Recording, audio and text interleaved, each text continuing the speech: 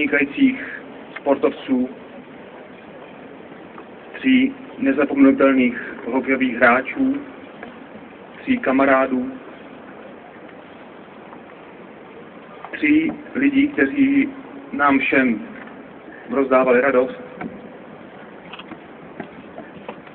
a připravili nám mnoho nezapomenutelných vzpomínek. Některé z nich jsme před chvilkou viděli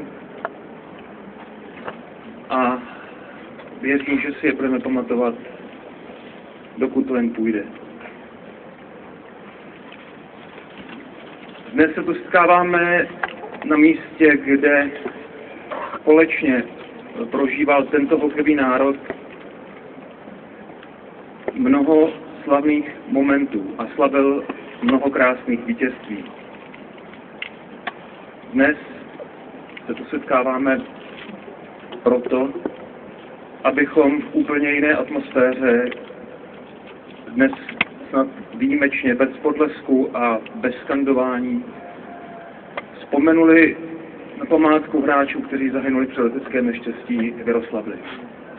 Památku Jana Marka, Karla Rachunka a Josefa Vašička.